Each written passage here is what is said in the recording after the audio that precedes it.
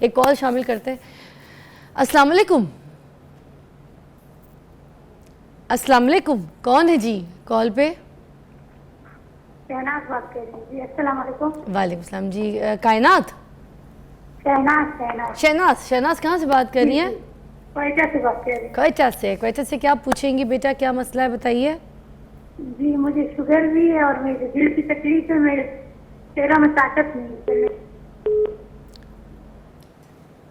Sugar ہے، sugar کا تو آپ بتا چکے ہیں۔ دل کا مرض ہے، چہرے کے کچھ مسائل ہیں، تو دل کے لیے تو بہترین صورت یاسین ہے۔ جس آدمی کو بھی دل کے معاملے میں انزائٹی کا مسئلہ ہو، درد ہے اور اسی طرح گھبراہٹ ہے اور وہ درد گھبراہٹ جا ہی نہیں رہی، تو صبح ایک دفعہ یاسین پڑھ لے، عصر کے بعد یاسین پڑھ لے اور سونے کے وقت یاسین پڑھ لے۔ دل کا اور دنیا کا کوئی مسئلہ اس کے پڑھنے کے بعد اللہ کے فضل و کرم سے نہیں رہتا۔ اور ایک ساتھ اور ہے کہ دل کے مرض کا سب سے بڑا علاج توحید ہے، اور توحید میں سب سے بڑی صورت اخلاص ہے۔ قل هو اللہ احد اللہ الصمد لم یلد ولم یولد ولم یکن لہ کفوا احد۔ یہ صورت مبارکہ پڑھے 10 دفعہ کم از کم ہے، اور زیادہ جتنا بھی پڑھ سکتے ہیں 10 دفعہ پڑھے گا۔ ایک تو یہ ہے کہ اللہ جنت میں بھی محل بنا دے گا، اور دوسرا یہ ہے کہ گناہوں سے بھی بالکل صاف شفاف کر دے گا، تو یہ ساتھ کر لے۔ اور پھر اسی طرح اگر کوئی چہرے کے مسائل ہیں تو اس کے لیے ایک دعا ہے، اللہم کما حسنت خلقی فحسن خلقی۔ اے اللہ جیسے تو نے مجھے اشرف المخلوق بنایا، میرا جسم صحیح سلامت بنایا، اسی طرح میری دعا التجا ہے کہ میرے چہرے کو بھی خوبصورت بنا دے۔ کیا ہم یہاں پر کالز لے رہے ہیں جس میں جو بیماریوں کی حساب سے کوئی وظیفہ اگر آپ کو چاہیے تو آپ یہاں پر کال کر کے پوچھ سکتے ہیں۔ حافظ شفیق الرحمان ہمارے ساتھ ہیں، اور ساتھ ساتھ ہیں عبید الرحمان شفیق صاحب۔ اچھا عبید بھائی، میں آپ سے پوچھنا چاہی تھی کہ قرآن مجید میں شفا کیسے حاصل کر سکتے ہیں؟ اس کے ذریعے ہم اپنی زندگی میں یہ صحت جو ہے کیسے حاصل کر سکتے ہیں؟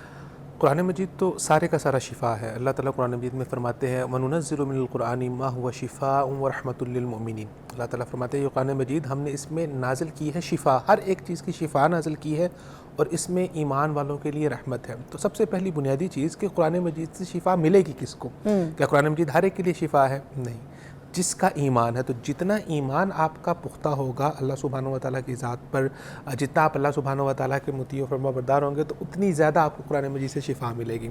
سو اوورآل ہمارے ہاں عمومی طور پر بعض لوگ ایسے ہوتے ہیں کہ وہ اتنا عام روزمرہ کی زندگی کے اندر ایمان کا اہتمام نہیں کر رہے ہوتے، لیکن قرآن مجید کی آیات کے ساتھ وہ جڑتے ہیں اور کوشش کرتے ہیں کہ اس سے شفا ہوگی۔ لیکن اگر آپ اس کی شفا کے اندر تاثیر چاہتے ہیں، ایک تو پہلے آپ کو اپنے ایمان کے اوپر کام کرنا ہوگا۔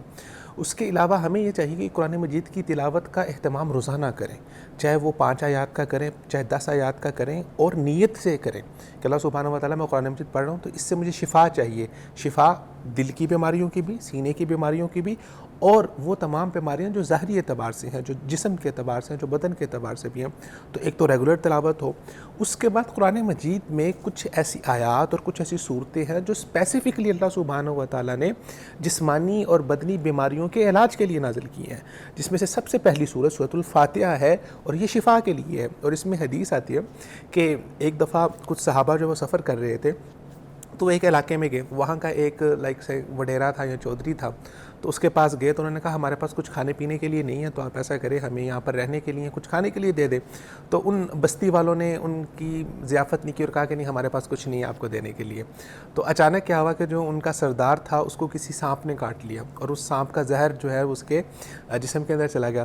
تو وہ جتنے بھی علاقے والے تھے پریشان ہو کہ کوئی علاج کرنے والا کوئی حکیم ہو، تو ان صحابہ میں سے ایک صحابی تو انہوں نے کہا ہاں جی میرے پاس اس چیز کا علاج ہے۔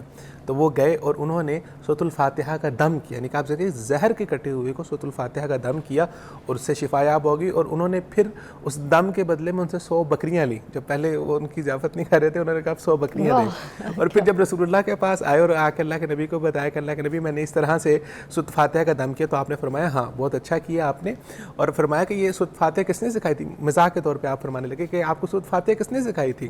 تو صحابی کہنے لگے کہ اللہ کے نبی آپ نے سکھائی تھی۔ تو آپ نے فرمایا پھر 100 بکری میں میرا حصہ بھی بنتا ہے، وہ میرا حصہ بھی مجھے دو۔ تو سورۃ الفاتحہ خصوصی طور پر علاج ہے۔ پھر سورۃ البقرہ کی آخری 2 آیات آمن الرسول بما انزل الیہ من ربہ والمؤمنون، یہ خصوصی طور پر شفا کے لیے پڑھنی چاہیے۔ پھر اس کے بعد جیسے شفیق الرحمان صاحب نے فرمایا سورہ یاسین اس کے اندر شفا ہے، اس کو پڑھنا چاہیے. پھر آخری قل جتنے ہیں وہ تو نازل ہی شفا کے طور پر ہوئے. جب آپ صلی اللہ علیہ وسلم پر بیماری ہوئی تھی اس پر جادو کے اثرات بھی تھے، تو چاروں قل اور اسی طرح سے اور بھی کچھ صورتیں ہیں جو آپ خصوصی طور پر شفا کے لیے پڑھ سکتے ہیں. لیکن اس کے ساتھ ساتھ پورے قرآن کی تلاوت کا اہتمام بھی ہونا چاہیے. ٹھیک ہے، ایک کال شامل کرتے جی. السلام علیکم.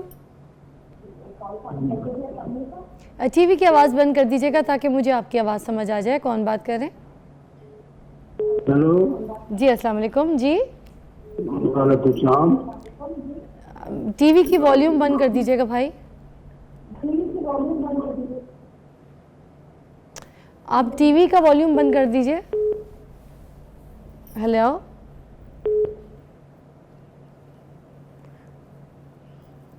غلام مصطفیٰ سیالکوٹ سے، ان کو دمے کا مسئلہ ہے. 76 ان کی ایج ہے. کال ان کی ہولڈ پہ تھی تو انہوں نے ابھی بتایا ہے ہماری ٹیم کو. تو پلیز بتائیے گا کہ ایج بھی زیادہ ہے شفیق الرحمان صاحب ان کی، اور دمے کا مسئلہ ان کو کافی زیادہ ہے. دمے کے مسئلے کے لیے دو مختصر جو وظائف ہیں وہ بہترین ہے. ایک تو حسبنا اللہ و نعم الوکیل. ٹھیک ہے. کسی قسم کی کھانسی ہے، کسی قسم کا کوئی دمہ ہے، کسی قسم کا سینے کا کوئی مسئلہ ہے، اس کے لیے حسبنا اللہ و نعم الوکیل، اور آگے بھی ملا کے پڑھنا چاہے نعم المولا و نعم النصیر. یہ بھی ہو سکتا ہے لیکن حدیث میں صرف حسبنا اللہ و نعم الوکیل تک ہے. ٹھیک ہے. اور دوسرا یا حیو یا قیوم برحمتی کا استغیث. یہ روزانہ تسبیح کرے صبح اور روزانہ تسبیح کرے شام کو عصر کے بعد. کتنی؟ ایک تسبیح 100 دفعہ. تسبیح 100 دفعہ ہوتی ہے. ٹھیک ہے. اور تیسرا وہی ہے جو میں نے آپ کو بتایا کہ سینے اور دل کے جتنے مسائل ہیں اس کے لیے سورۃ یاسین پڑھے. یہ تجربہ کر کے دیکھ لے. یہ انشاءاللہ 21 دنوں کے اندر، 11 دنوں کے اندر، 7 دنوں کے اندر جیسے اللہ کے ساتھ اس کا ایمان یقین ہوگا اسی طریقے سے اس کے معاملات ٹھیک ہو جائیں گے. اصل میں نا فضا بھائی مسئلہ پتہ ہے کیا ہوتا ہے؟ اللہ تعالیٰ نے نا ہر چیز کی ایک لیمٹ رکھی ہوتی ہے. ہمارے گمان کے مطابق وہ کیا ہے کہ مثلا ایک آدمی کو تکلیف آئی، بیماری آئی، تو اس کے لیمٹ میں یہ آ گیا کہ حدم میں کہ 100 آنسو بہائے گا نا تو اس کو اللہ تعالیٰ شفا دے دے گا. یا اس طرح دعا کہ اس پیمانے پہ پہنچ جائے گا نا نیک عمل کے تو اللہ شفا دے دے گا. اب 100 آنسو آپ کا حق ہے کہ آپ 3 دن میں، 1 ہفتے میں، 1 مہینے میں، 1 سال میں بہاتے ہیں.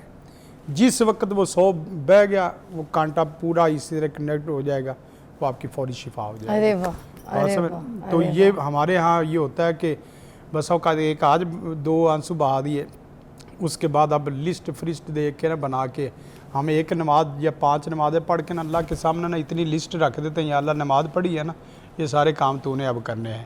تو یہ انداز نہیں ہونا چاہیے. اللہ تعالیٰ کو آزمانا نہیں چاہیے. جو اللہ رسول نے فرما دیا ہے وہ میری اور آپ کی آنکھوں دیکھے میلے سے زیادہ حقیقت چیزیں ہیں.